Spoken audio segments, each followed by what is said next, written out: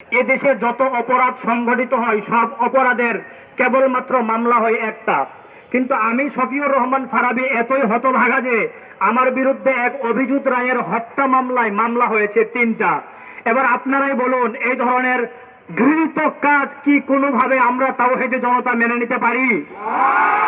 আমি আপনাদের সামনে আরো স্পষ্ট করতে চাই, অভিজিৎ রায়ের যে হত্যাকাণ্ড ঘটিত হয়েছে সেখানে শফিউর রহমান ফারাবীর হাত আদতে আছে কি না সেটা আপনারা ইতিমধ্যে আমি আপনাদের সামনে সুস্পষ্ট করব ইনশাআল্লাহ। শফিউর রহমান ফারাবী বিজ্ঞ আদালতকে একটি জবানবন্দি দিয়েছেন, সেখানে তিনি স্পষ্টই দাবি করেছেন এবং তার বক্তব্য লিখিত আকারে এমন ভাবে পেশ করেছেন যে আমাকে যখন র্যাব গুম করে তার ঠিক 2 দিন আগে তথা 2015 সালের 26শে ফেব্রুয়ারি অভিজিৎ রায়কে শাহবাগের টিএসসি চত্বরে হত্যা করা হয়।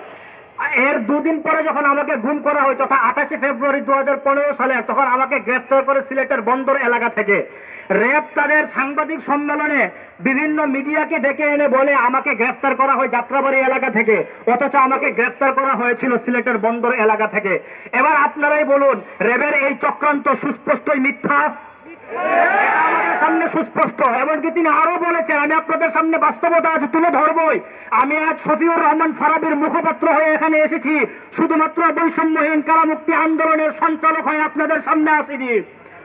তিনি আমাকে আরো বলেছেন, এমনকি তার ওই জবানবন্দি লিখিত আকারে আমি চাইলে আপনাদেরকে এভিডেন্স এবং এই মিডিয়াকে দিতে পারবো। তিনি বলেছেন, যদি এই দেশের মিডিয়া কিংবা এদেশের বিজ্ঞ আদালত চায় তাহলে আমার 2টো পার্সোনাল নাম্বার আমি আপনাদেরকে দিব, সেটা আপনারা ট্র্যাক করলেই দেখতে পারবেন। 2015 সালের পুরো ফেব্রুয়ারি মাস, 26শে ফেব্রুয়ারি তো আমি তো কোনোভাবেই টিএসসি চত্বরে যাইনি, বরং পুরো ফেব্রুয়ারি মাস আমি সিলেটের বন্দর এলাকায় আমার ভাড়া বাসায় কাটিয়েছি।